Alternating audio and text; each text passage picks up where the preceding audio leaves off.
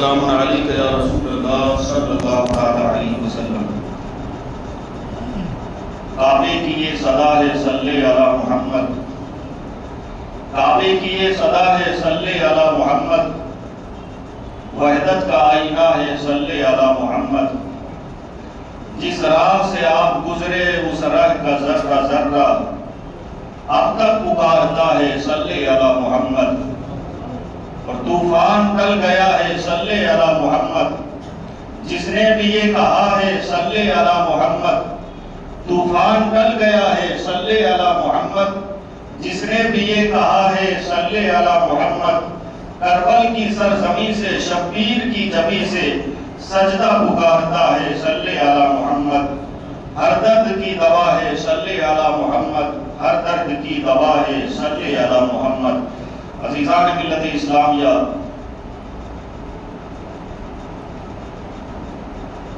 کہنے والوں نے کہا کہ نگاہ ولی میں وہ تاثیر دیکھی، نگاہ ولی میں وہ تاثیر دیکھی، بدلتی ہزاروں کی تقدیر دیکھی۔ دنیا میں بے شمار مقامات پر اللہ کے برگزیدہ بندے، اللہ کے مقبول بندے آرام فرما ہیں،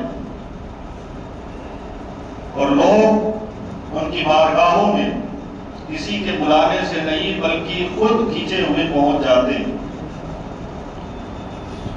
ہمیشہ اللہ والوں کی بارگاہ میں ایک ہجوم لگا رہتا ہے۔ اس سے ایک میسج یہ ملتا ہے، ایک پیغام یہ ملتا ہے کہ یہ اللہ کے محبوب بندے ہیں کہ جنہوں نے اپنی پوری زندگی اللہ کی محبت میں گزاری، اللہ و رسول کا ذکر کر کے انہوں نے پوری زندگی گزاری۔ آج مخلوق ان کا ذکر کر رہی ہے، ان کے در پہ حاضری دے رہی ہے۔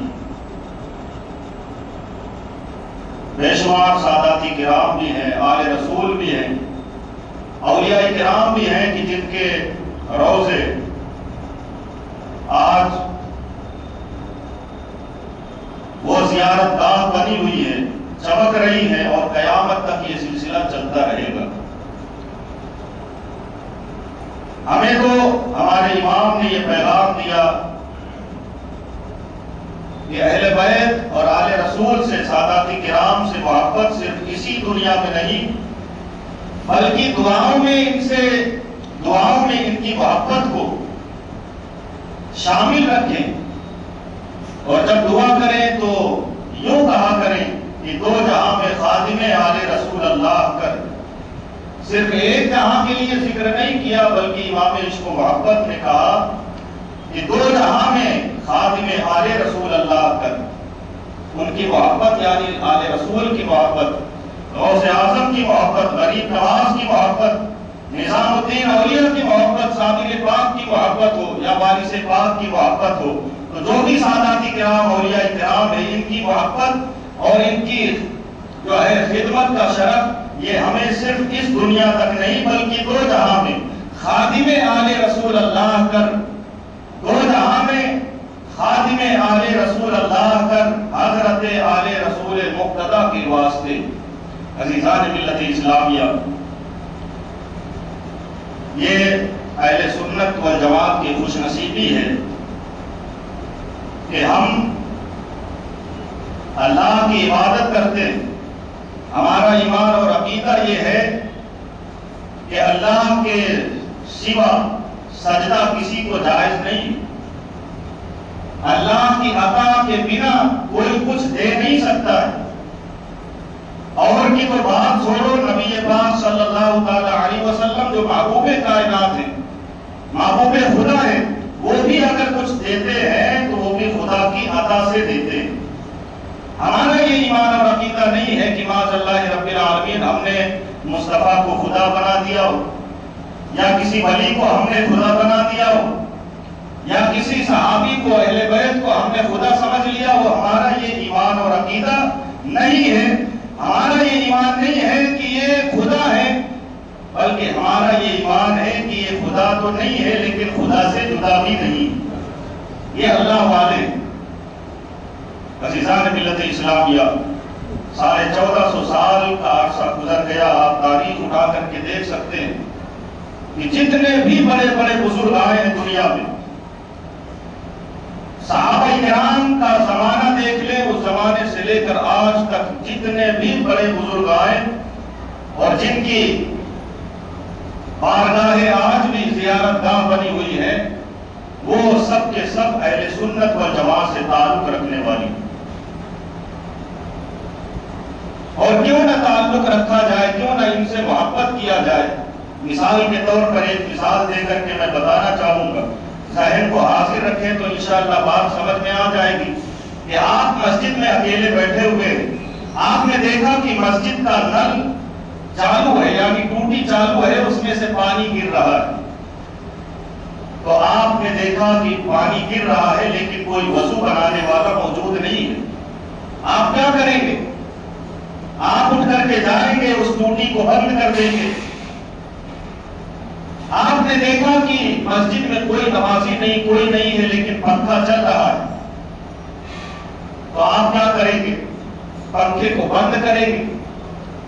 آپ باہر سے تشریف لائے، دیکھیں کہ مسجد میں کوئی نہیں ہے، بارش آنے والی ہے، بوندیں ٹپک رہی ہیں اور بارش کا پانی مسجد کی چٹائیوں میں گرنے والا ہے، بوندیں پڑ رہی ہیں قالین میں. آپ کیا کریں گے؟ مسجد کی قالین کو اٹھا کر کے رکھیں گے یا نہیں رکھیں گے؟ ہر انسان سمجھدار عقل مند جو ہوگا وہ مسجد کے نل کو بھی بند کرے گا، مسجد کی چٹائیوں کو بھی لپیٹ کر کے چھاؤں میں رکھے گا، مسجد کے پنکھے کو بھی بند کرے گا. کیوں؟ اس لیے کہ یہ مسجد نہیں ہے لیکن ان کو نسبت ہے مسجد سے. نل مسجد نہیں ہے لیکن نل کو نسبت ہے مسجد سے.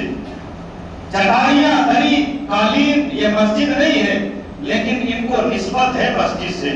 پنکھے جو لگے ہوئے ہیں یہ مسجد نہیں ہے لیکن ان کو نسبت ہے مسجد سے. اس لیے اگر کوئی مسجد سے محبت کرتا ہوگا تو وہ ان کا بھی ادب کرے گا، وہ ان سے بھی محبت کرے گا. اور اگر کوئی ان کو یوں ہی چھوڑ کے چلا گیا، نل چالو ہے، جناب آئے اور دیکھ کر کے نکل گئے، پنکھا چالو ہے اور کوئی وہاں ہے بھی نہیں نمازی، اور یہ جناب آئے دیکھ کر کے چلے گئے، بارش ہونے والی ہے، قالین خراب ہو جائے گی، بھیگ جائے گی، پھر بھی یہ دیکھ کر کے چلے جائے، تو لوگ کیا کہیں گے کہ اس کا مسجد سے کوئی لینا دینا نہیں، اس کا مسجد سے کوئی لینا دینا نہیں ہے، اس کو مسجد سے محبت نہیں ہے. اگر مسجد سے محبت ہوتی تو یہ ضرور ان چیزوں سے بھی محبت کرتا.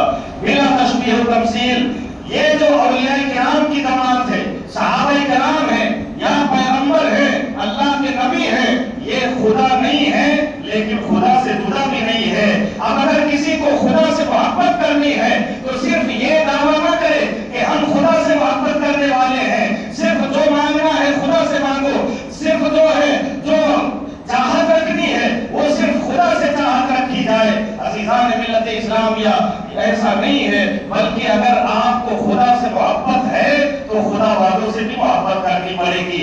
جن کو اللہ نے اپنا محبوب بتایا ہے ان سے بھی آپ کو محبت کرنی پڑے گی. اللہ کے جو ولی ہیں یہ اللہ کے چہیتے ہیں، اللہ کی بارگاہ میں مقبول ہو چکے ہیں. اللہ کے جو پیغمبر آئے، اللہ کے جو نبی ہیں، یہ سب اللہ کے محبوب بندے ہیں، اللہ ان سے محبت کرتا ہے. عزیزان ملت اسلامیہ، تو ہم سب کو یہ دیکھنا چاہیے کہ اگر اللہ سے محبت کرنی ہے تو اللہ والوں سے بھی محبت کرنی ہوگی. یہ اللہ والے ہیں جو اللہ سے ملا دیتے، ورنہ ہماری کیا وجہ کہ ہم اللہ تک پہنچ جائیں یا اللہ سے ہمیں کچھ مل جائے. عزیزان ملت اسلامیہ، آج یہ کسی کا ایمان اور عقیدہ ہو سکتا ہے لیکن ہمارے بزرگوں کا ایسا عقیدہ نہیں تھا، صحابہ کرام کا ایسا عقیدہ نہیں تھا، بلکہ صحابہ کرام کی زندگی کو اٹھا کر کے دیکھیں تو معلوم ہوگا کہ صحابہ کا عقیدہ ہی یہی تھا. ان کی سوچ یہ تھی، ان کی ذہنیت یہ تھی کہ اگر ہمیں کچھ ملے گا تو مصطفیٰ کے در سے ملے گا. آؤ دیکھو، ایک جنگ کا موقع ہے، ایک صحابی رسول کی آنکھ میں تیر آ کر کے لگ گیا. صحابی رسول کی آنکھ میں تیر لگا، آنکھ کے اندر کیا جو گولا ہے وہ نکل کر کے باہر آ گیا. اب وہ ہاتھ میں پکڑے ہوئے آنکھ کو حضور کی جانب چل پڑے۔ کیا صحابی رسول کو یہ معلوم نہیں تھا کہ ہمارا خدا ایک ہے اور سب کچھ عطا کرنے والا دینے والا اللہ ہے، وہی دیتا ہے وہی عطا کرتا ہے، عبادت اگر کسی کی ہے تو اللہ کی عبادت ہے، اسی کو سجدہ کیا جاتا ہے؟ کیا صحابی رسول کو معلوم نہیں تھا؟ ارے ساری کائنات میں اگر سب سے زیادہ کسی کو معلوم تھا تو وہ حضور کے صحابہ کو معلوم تھا، لیکن پھر بھی صحابی رسول رکے نہیں، وہاں وہ کھڑے ہو کر کے دعا نہیں کرتے بلکہ وہ حضور کی بارگاہ میں پہنچتے ہیں اور عرض کرتے یا رسول اللہ صلی اللہ تعالی علیہ وسلم میری آنکھ میں دشمن کا تیر لگا، میری آنکھ باہر آ گئی ہے، یا رسول اللہ کرم فرمائیے، یا رسول اللہ صلی اللہ تعالی علیہ وسلم ہماری فریاد کو آئیے۔ حضور علیہ الصلوۃ والسلام نے بھی یہ نہیں فرمایا کہ اے میرے صحابی، اے میرے جانثار، میں اللہ کا محبوب ضرور ہوں لیکن اگر کچھ مانگنا ہے تو خدا سے مانگو، کچھ لینا ہے تو خدا سے لو، فریاد کرنی ہے تو خدا کی بارگاہ میں فریاد کرو۔ عزیزان ملت اسلامیہ، رسول نے یہ نہیں فرمایا بلکہ رسول پاک صلی اللہ تعالی علیہ وسلم اسے قریب بلاتے، اپنے صحابی کو قریب بلا کر کے اپنا لعاب دہن منہ سے نکال کر کے آنکھ میں لگاتے ہیں اور آنکھ کے گولے کو اندر رکھ دیتے ہیں۔ صحابی رسول کہتے ہیں کہ مجھے پہلے جو جتنا دکھتا تھا اس سے کہیں زیادہ، جب حضور علیہ السلام نے اپنا لعاب دہن لگایا تو اس سے کہیں زیادہ روشنی میرے آنکھوں میں آ گئی اور مجھے زیادہ دکھنے لگ گئے۔ عزیزان ملت اسلامیہ، یہ حضور کا اختیار نہیں تو اور کیا ہے؟ یہ حضور علیہ السلام کا پاور نہیں تو اور کیا ہے؟ آج ہمارے نوجوانوں کو، ہماری قوم کو پتہ نہیں کیا ہو گیا، کہاں سے سیکھ کے آتے ہیں کہ وہ کہتے ہیں رسول ہماری طرف، یہ اولیاء کرام کے جو مزارات ہیں معاذ اللہ یہ مٹی کے ڈھیر ہے، انہیں گرا دیا جائے، برابر کر دیا جائے، طرح طرح کے فتنے فسادات ہمارے ذہنوں میں نکلتے ہیں اور یہ نہ جانے کہاں سے آتے ہیں۔ عزیزان ملت اسلامیہ، بزرگان دین کے دامن کو مضبوطی سے تھام کر کے رکھو، یہی قیامت کے دن ہمارے کام آنے والی چیز ہے، یہی ہمارے کام آنے والی چیز ہے۔ بزرگان دین ہی ہماری شفاعت فرمائیں گے، نہ کہ کوئی درسگاہ میں بیٹھ کر کے فضول کے فتوے دینے والے کام آئیں گے۔ عزیزان ملت اسلامیہ، آج دیکھو دنیا کے اندر تقریباً کم و بیش 8 ارب کی آبادی، 8 ارب کی آبادی، ان میں سے 6 ارب لوگ ایسے ہیں جو اللہ و رسول کے کلمہ کو نہیں پڑھتے، وہ نہیں مانتے، تو یہ اللہ کی شان میں گستاخی ہے یا نہیں؟ وہ اپنی زندگی گزار رہے ہیں۔ 2 ارب لوگ ہیں جن میں کلمہ پڑھنے والے ہیں، اللہ و رسول کا کلمہ پڑھتے، لیکن ان میں بھی الگ الگ خیالات کے لوگ۔ اب 2 ارب لوگوں میں جو اپنے آپ کو مسلمان کہتے ہیں، ان میں بھی الگ الگ خیالات کے لوگ ہیں۔ کوئی کہتے ہیں کہ نبی آخری نبی نہیں ہے، ابھی بھی نبی آ سکتے ہیں۔ کسی کا عقیدہ یہ ہے، کسی کا خیال یہ ہے کہ نبی کو کوئی اختیار نہیں ہے، نبی ہماری طرح بشر ہے۔ کوئی کہتا ہے کہ یہ اولیاء کرام کے مزارات ان سب کو ڈھا دیا جائے، یہ سب ہماری طرح مردے ہو گئے۔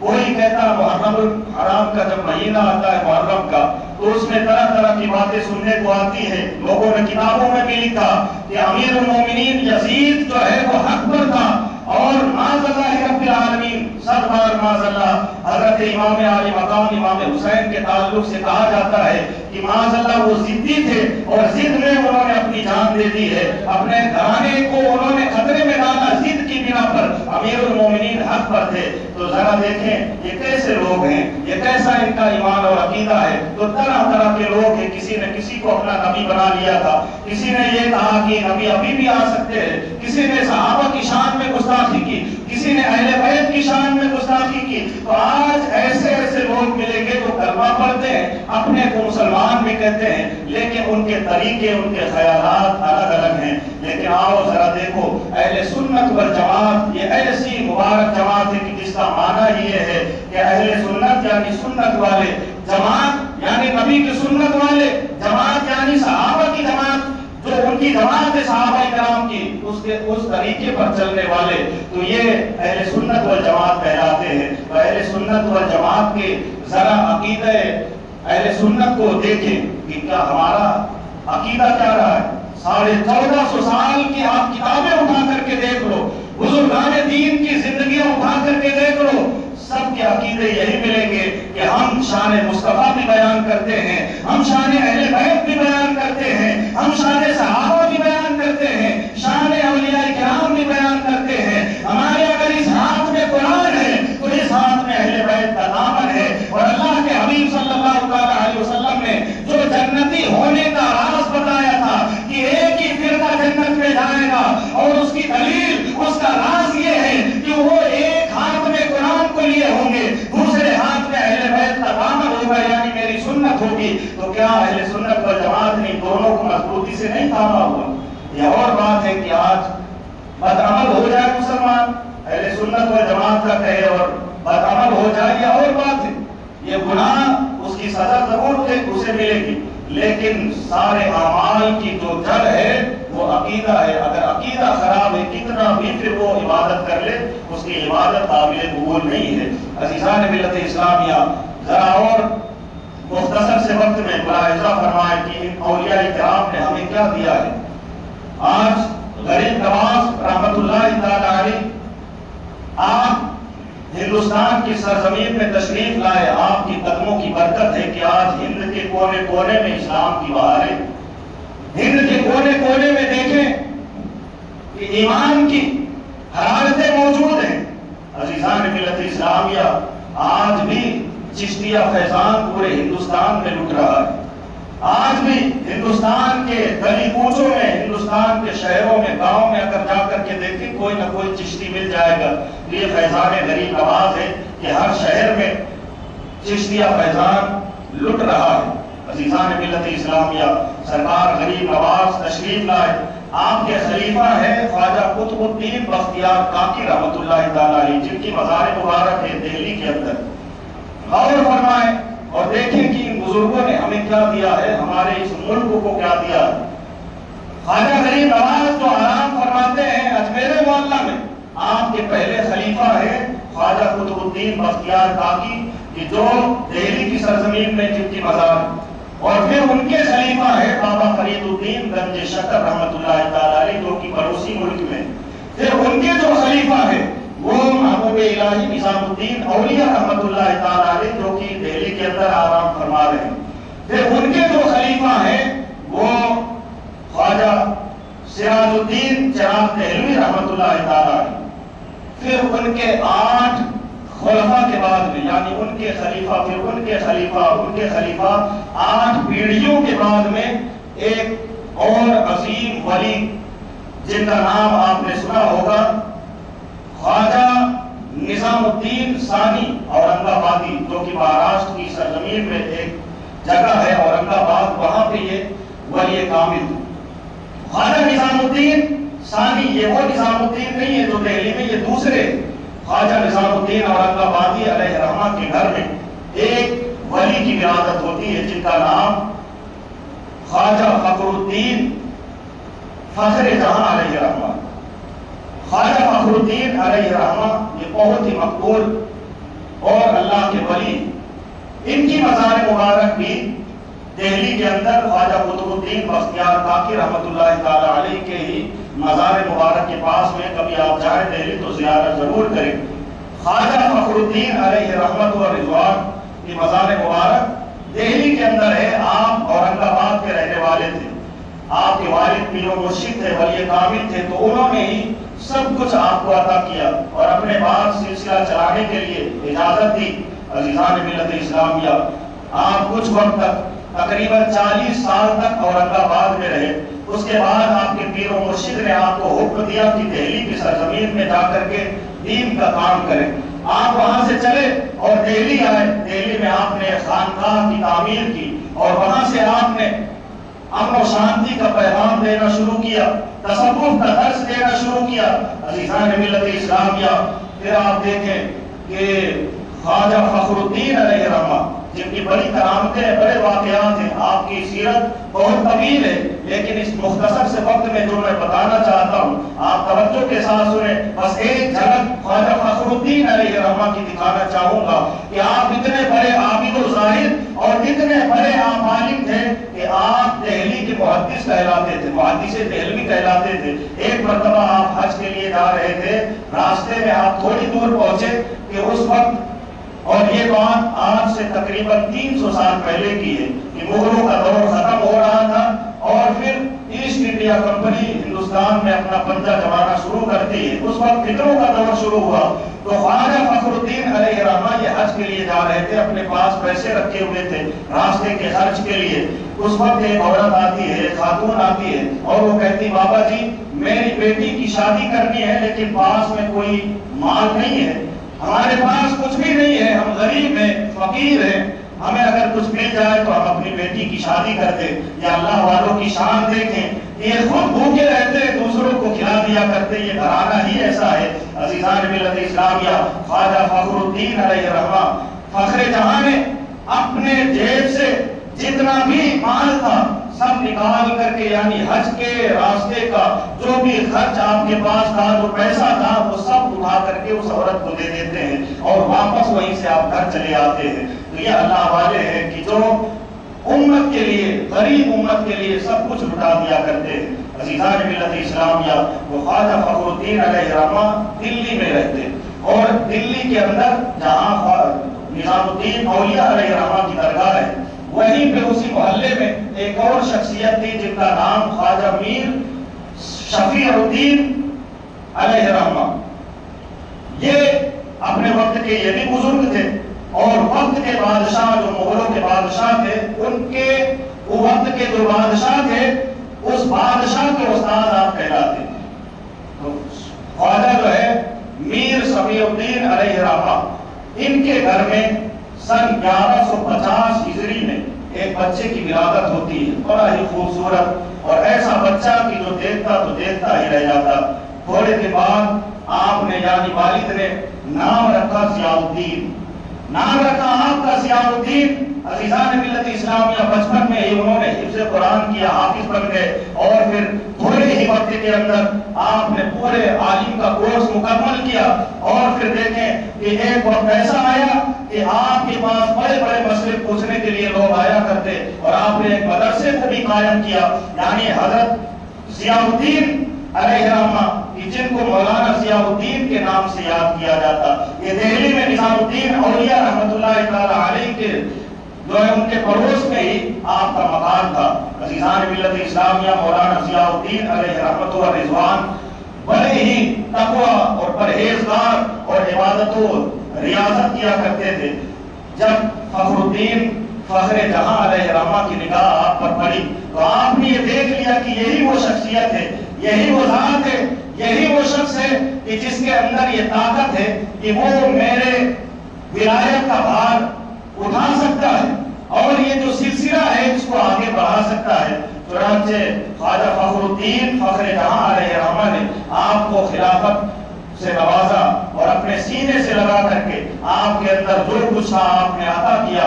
یہ روحانی معاملہ تھا کہ آپ کو ایسا ایسا ایسا معاملہ, ایسا انعام خواجہ فخر الدین علیہ الرحمہ سے ملا عزیزان ملت اسلامیہ کہ پھر آپ جس سے بات کرتے تھے وہ آپ کا ہی ہو جایا کرتا تھا.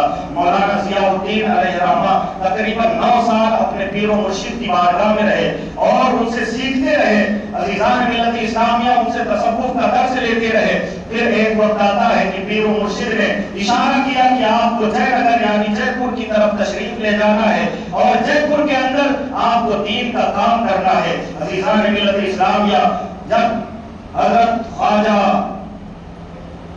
ضیاء الدین علیہ الرحمہ, مولانا ضیاء الدین علیہ الرحمہ نے تیاری کی اور آپ جے پور کی طرف چل پڑے تو اس وقت جے پور میں ایک اور ولی تھے جو مجذوب ولی امان علی شاہ رحمۃ اللہ تعالی علیہ تھے. انہوں نے اپنے مشاہدے کے ذریعے باطنی روحانی طریقے سے انہوں نے یہ دیکھ لیا, مشاہدہ کر لیا کہ ایک اللہ کی ولی ہے جو جے پور کی سرزمین میں تشریف لا رہے ہیں. پورے جے پور کی گلیوں میں, پورے جے پور شہر میں جا کر کے اعلان کر دیا کہ اس شہر میں اللہ کا ولی آنے والا ہے. سبحان اللہ سبحان اللہ. جب یہ اعلان ہوا تو گھروں سے لوگ نکل پڑے اور باہر آ کر کے جہاں آج داتا امانی شاہ علیہ الرحمہ کی مزار مبارک ہے وہاں آ کر کے لوگ وہاں سے قطار بنا کر کے کھڑے ہو گئے شہر جے پور میں. اور پھر جب آپ کی آمد ہوئی عزیزان ملت اسلامیہ, مولانا ضیاء الدین علیہ الرحمہ تشریف لائے تو تو اس وقت نعروں سے پورا شہر جے پور گونج اٹھا، آپ کی راہ میں پھول بچھائے گئے، آمد کے ترانے گائے گئے۔ عزیزان ملت اسلامیہ، مولانا ضیاء الدین علیہ رحمہ جب جے پور کی سرزمین میں تشریف لائے تو اس وقت یہاں کھلے طور پر اذان نہیں ہوتی تھی، نمازیں بھی کھلے طور پر نہیں ہوتی تھی۔ آج ہم کہتے ہیں کہ فلاں مفتی صاحب نے بڑا جے پور میں کام کیا ہے، فلاں مولانا نے بڑا کام کیا ہے، فلاں صاحب نے آ کر کے بڑی تبلیغ کی ہے، لیکن یاد رکھو آج سے 300 سال پہلے اگر کسی نے اس شہر جے پور کے لیے، اسلام کے لیے اگر کسی نے قربانی دی ہے تو وہ مولانا ضیاء الدین علیہ رحمہ کی ذات ہے، کہ جو رات دن شہر جے پور کی گلیوں میں جا جا کر کے اسلام کی دعوت دیا کرتے تھے اور یہ پیغام دیا کرتے تھے کہ اگر کوئی سچا مذہب ہے تو مذہب اسلام ہے۔ عزیزان ملت اسلامیہ، 20 سے زیادہ مسجدیں آپ نے تعمیر کروائی اور پھر لوگوں کے لیے آپ نے خانقاہ ضیائیہ آپ نے تعمیر کرائی، وہاں بیٹھ کر کے لوگوں کی رہنمائی کیا کرتے تھے۔ عزیزان ملت اسلامیہ، اس وقت یہاں کے جو بادشاہ تھے، جے پور کے جو بادشاہ تھے، وہ جو ہے وہ خود مولانا ضیاء الدین علیہ رحمہ کی بارگاہ میں آتے اور انہیں بھی بڑی محبت تھی، عقیدت تھی، بار بار آ کر کے یہ پیغام دیا کرتے تھے کہ یہ کوئی سخت دل نہیں ہے بلکہ یہ امن پسند اور آل رسول اور اللہ کے سچے بندے ہیں۔ عزیزان ملت اسلامیہ، تو اس وقت کا بادشاہ وہ بھی آ کر کے، اس وقت کا راجہ وہ بھی آ کر کے آپ کی قدم بوسی کیا کرتا تھا۔ عزیزان ملت اسلامیہ، تو یہاں جو فیضان لٹ رہا ہے یہ کسی اور کا نہیں بلکہ سرکار غریب نواز سے چلا تھا اور وہ خواجہ قطب الدین تک پہنچا۔ خواجہ قطب الدین سے یہ بہاریں چلی، یہ فیضان چلا، بابا فرید الدین تک پہنچا، بابا فرید الدین سے محبوب الہی نظام الدین تک پہنچا اور پھر ان سے سراج الدین چراغ دہلوی تک پہنچا اور پھر 8 پشتوں کے بعد میں، یعنی 8 پیڑھیوں کے بعد میں یہ پھر جو ہے سلسلہ پھر جو ہے اورنگ آباد پہنچا، اورنگ آباد سے پھر فخر الدین فخر جہاں تک پہنچا اور پھر یہ چشتیہ فیضان فخر الدین فخر جہاں سے لے کر کے خواجہ مولانا ضیاء الدین علیہ رحمہ تک پہنچا اور یہ فیضان آج جے پور میں جاری و ساری ہے۔ ضرورت اس بات کی ہے کہ ہم ادھر ادھر نہ جا کر کے ان اولیاء کرام کے دربار میں حاضری کریں، ان اولیاء کرام کی بارگاہ میں جائیں اور ان سے فیضان لیں اور جو ہمارے مسائل ہیں ان کی بارگاہ سے حل کرائیں۔ انشاءاللہ ہمارا یہاں بھی بیڑا پار ہوگا، آخرت میں بھی بیڑا پار ہوگا، کیونکہ یہ اللہ والے ہیں اور اللہ والوں کی نگاہوں میں وہ تاثیر ہوا کرتی ہے کہ شاعر نے کہا نگاہ ولی میں وہ تاثیر دیکھی، نگاہ ولی میں وہ تاثیر دیکھی، بدلتی ہزاروں کی تقدیر دیکھی۔ 1450 سال گزر گئے، آج بھی اہل سنت والجماعت کا یہی عقیدہ و ایمان ہے کہ اگر اللہ سے محبت کرنی ہے، اللہ کے محبت کا اگر دعویٰ بھرتے ہو تو پھر اللہ والوں سے محبت کرو، اللہ اپنا محبوب بنا لے گا۔